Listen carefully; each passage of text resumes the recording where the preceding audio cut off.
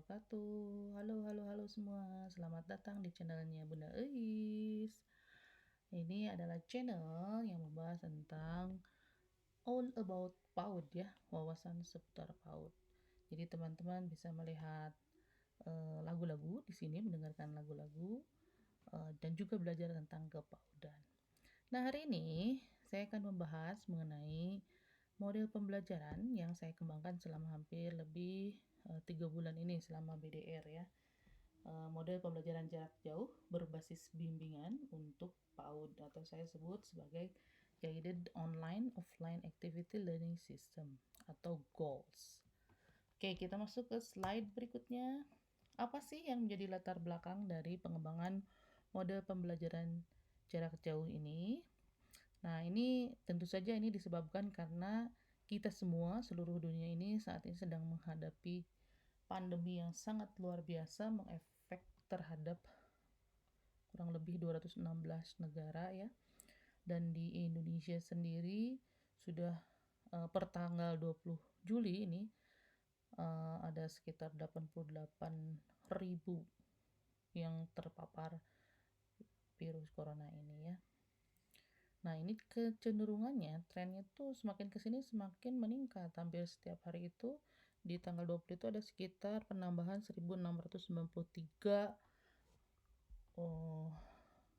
ya, masyarakat Indonesia yang terpapar virus ini. Nah, kondisi ini memberikan dampak terhadap berbagai bidang kehidupan masyarakat, termasuk di antaranya adalah pendidikan. Nah, di awal pertengahan Maret lah ya, itu Mendikbud juga mengeluarkan surat edaran mengenai pembelajaran secara daring dan bekerja dari rumah untuk mencegah penyebaran COVID-19 ini. Dan sampai sekarang beberapa di antaranya masih bertahan untuk mengikuti anjuran dan juga kebijakan dari pemerintah ini untuk work from home, termasuk saya ya, dan juga belajar dari rumah. Nah, kemudian di awal Juli juga ada keputusan bersama ya, surat keputusan bersama antara Mendikbud, Menag, Menkes dan juga Mendagri tentang panduan penyelenggaraan pembelajaran pada tahun ajaran di masa pandemi ini. Dan keputusannya adalah bahwa pembelajaran tatap muka baru bisa dilaksanakan pada zona-zona hijau. Kalau tidak salah, waktu pemaparan itu hanya sekitar 6% dari seluruh Indonesia yang masuk ke dalam zona hijau. Zona hijau itu adalah zona di mana ditemukan kasus positif tapi kemudian berhasil ditekan laju penyebarannya, atau yang tidak pernah ditemukan kasus positif sama sekali. Gitu ya. Kalau teman-teman mau melihat di sini ada peta zonasi risikonya. Nih masih banyak yang merah, orange dan juga kuning. Nah, di daerah-daerah ini kebijakannya adalah bahwa sekolah belum bisa dilakukan secara tatap muka. Oke, kita lanjut berikutnya. Nah, apa dampaknya? Nah, saya coba melakukan analisis bahwa yang pertama adalah belajar dari rumah tetap menjadi kebijakan bagi daerah yang belum menjadi zona hijau.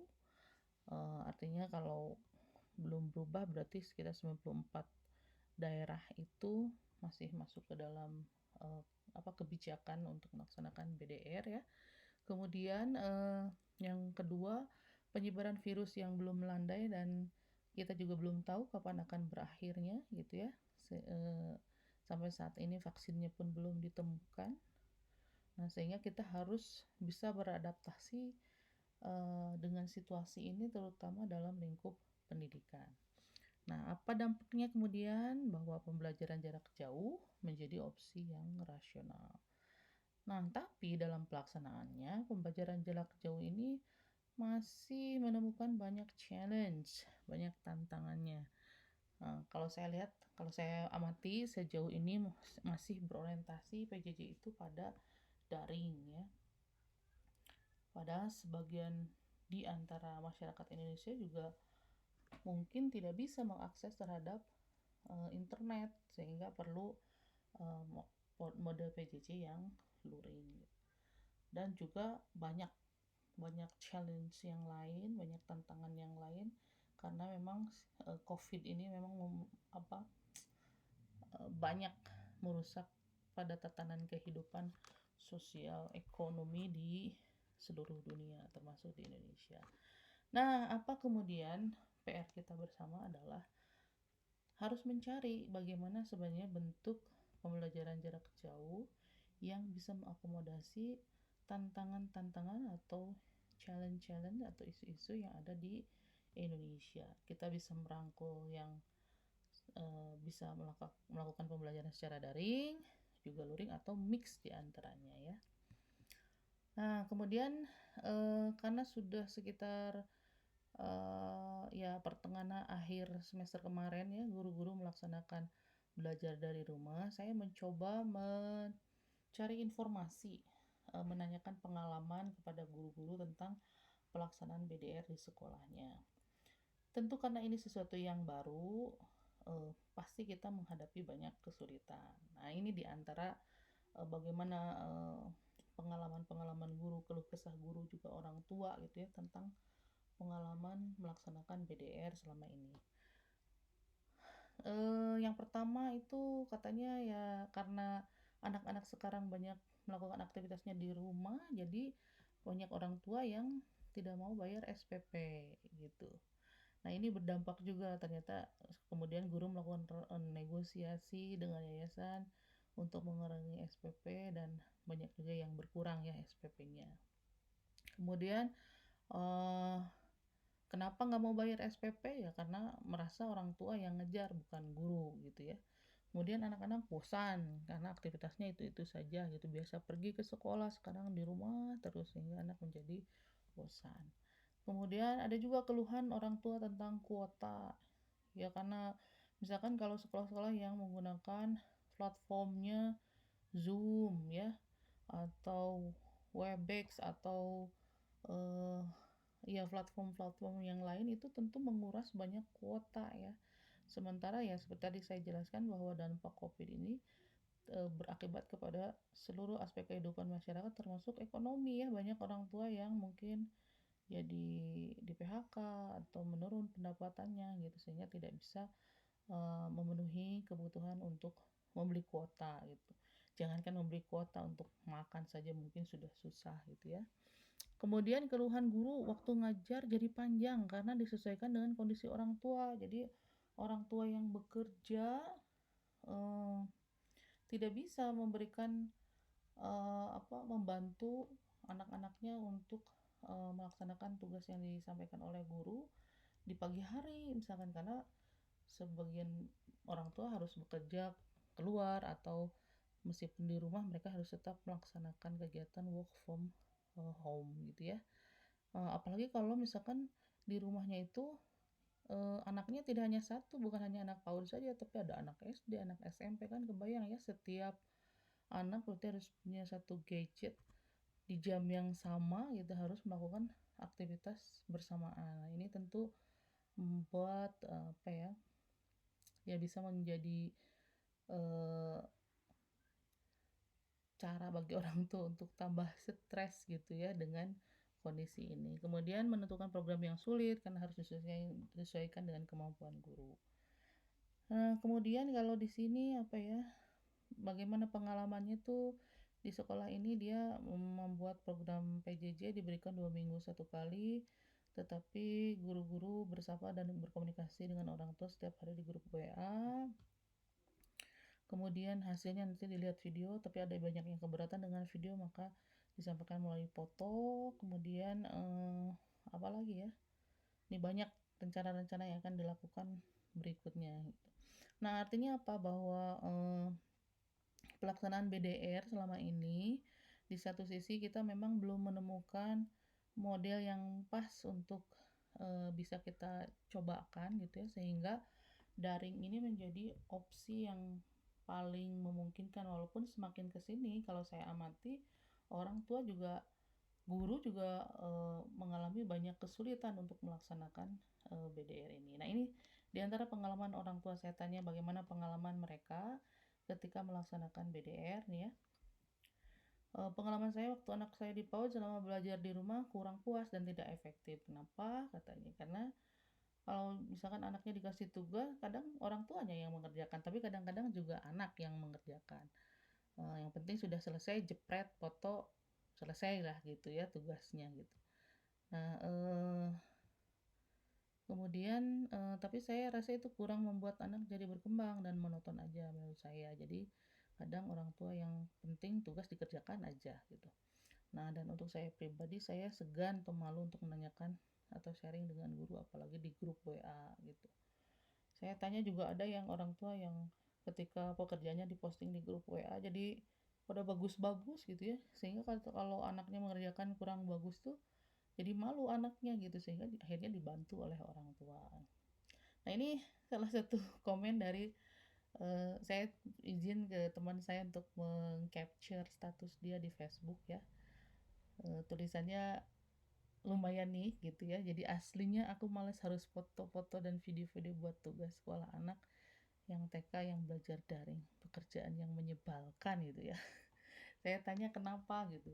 Ternyata memang anaknya itu mengerjakan apa yang diberikan oleh guru, tapi dia tidak bersedia untuk difoto dan di video gitu, sehingga orang tua kesulitan untuk menyampaikan apa yang sudah dikerjakan oleh anak, dan guru menuntut untuk tetap memberikan foto dan video gitu. Ini nanti kita bisa bahas ya, gimana kalau anak tidak bersedia, apakah itu termasuk melanggar hak anak atau tidak gitu. Oke. Nah, kemudian saya mencoba searching di internet ya, di YouTube, dan saya menemukan video ini ya. Ini kebetulan video ini saya lihat setelah saya mengembangkan model pembelajaran goals ini gitu. Nanti teman-teman bisa klik di situ ya, di alamatnya. Nah, tapi dari apa yang disampaikan oleh Mas Menteri ini, saya menemukan titik-titik sinkron antara apa yang saya pikirkan dengan yang disampaikan oleh Mas Menteri ini. Yang pertama, bahwa kita harus menyadari bahwa kondisi ini tidak mudah, dan ini juga merupakan masa adaptasi bagi seluruh masyarakat, tidak hanya di Indonesia tapi di dunia, termasuk dalam dunia pendidikan gitu. Sehingga pasti akan ada banyak kesulitan-kesulitan, akan ada banyak masalah-masalah gitu. Nah, ini ya harus difahami bersama gitu ya, sehingga kalau masih ada challenge seperti itu ya itu tidak itu wajar lah gitu ya.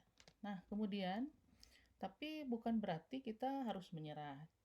Justru dengan kondisi seperti ini diberikan kesempatan oleh Yang Maha Kuasa yang di atas ya, untuk belajar sesuatu yang baru dan mencoba keluar dari zona nyaman gitu.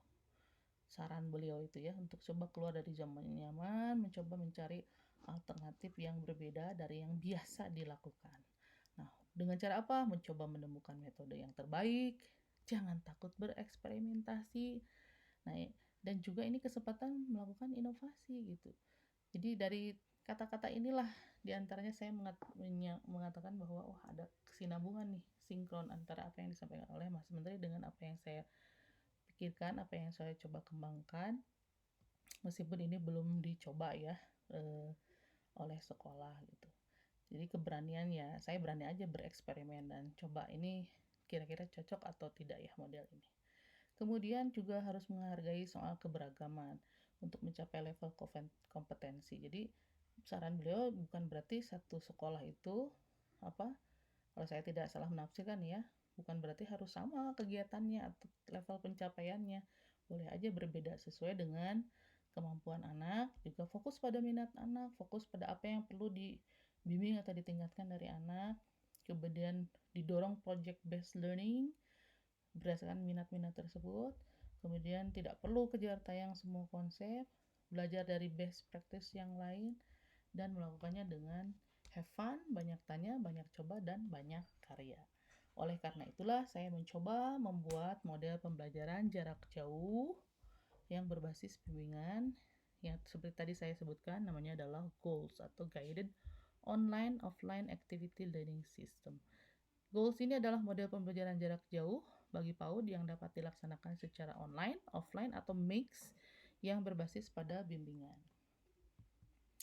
Oke, tujuannya apa? Nah, tujuannya pada pembentukan karakter yang diwujudkan melalui pembiasaan dan kemandirian, karena tujuan bimbingan itu sebenarnya pada kemandirian ya.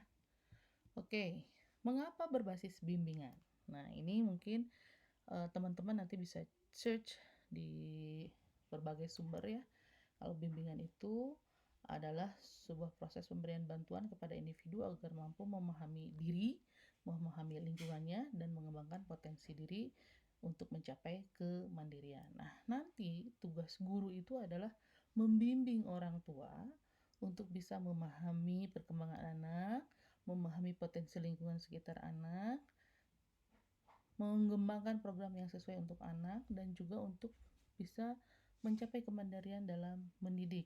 Jadi guru itu nanti menjadi partnernya orang tua dalam proses pembelajaran bersama dengan anak ya. Orang tua tidak dijadikan sebagai pelaksana tugas guru, tapi dari awal sudah diajak untuk berkolaborasi, memahami perkembangan anak, potensinya, dan mengembangkan program dan selanjutnya. Kemudian apa bedanya goals dan non goals ini ya? Kalau kita coba lihat di sini, pertama, goals ini berorientasi pada kebutuhan, kebiasaan, dan minat anak. Jadi kita guru dan orang tua nanti akan menganalisis, melakukan need assessment ya. Apa sih kebutuhan anak, apa kebiasaan anak, dan apa minat anak. Nah, sementara yang non goals ini biasanya berorientasi pada tema-tema dan program yang telah ditetapkan sekolah. Misalkan dalam satu semester ini, semester 1 ini tema-temanya sudah ditentukan, apa saja yang akan dipelajari, kemudian nanti diberikan kepada orang tua, disampaikan kepada orang tua. Kemudian yang kedua, bahwa setiap anak memiliki program pembelajaran yang berbeda. Jadi dengan goals ini, satu anak dengan anak yang lainnya akan tidak sama, karena apa? Kebutuhannya berbeda, kebiasaannya berbeda, dan juga minatnya berbeda. Nah, kalau non goals, setiap anak akan mengacu pada kegiatan yang sama gitu. Jadi biasanya guru melalui WA group memberikan instruksi seperti apa, kemudian anak melakukan dan aktivitasnya sama. Nah, kalau di non goals itu akan berbeda. Kemudian yang ketiga, orang tua dan guru berkolaborasi dalam perencanaan, pelaksanaan, penilaian, dan tindak lanjut. Jadi orang tua dan guru itu dari awal sudah merencanakan bersama, melaksanakan mengawal pelaksanaannya, melakukan penilaiannya, dikawal gitu ya, dan juga penentuan tindak lanjutnya. Nah, kalau di non goals biasanya guru memberikan kegiatan anak kepada orang tua dan orang tua melaporkan melalui foto atau video. Jadi ini terlibat lebih pada pelaksanaannya. Nah, kemudian yang berikutnya, orang tua dilibatkan dalam setiap tahapan seperti yang penjelasan nomor 3 ya. Nah, kalau di sini orang tua sebagai pelaksana program. Nah, di yang kelima, anak diberikan suara untuk menyampaikan apa yang diinginkan, ya apa-apa yang ingin dipelajari. Nah, sementara kalau di non goals, anak mengikuti program yang telah ditetapkan. Saya kira itu saja untuk sesi pertama tentang model goals ini. Untuk selanjutnya tahapannya dan bagaimana perangkat pembelajarannya tetap terus ikuti di channelnya Bunda Ais. Terima kasih. Sampai ketemu. Assalamualaikum warahmatullahi wabarakatuh.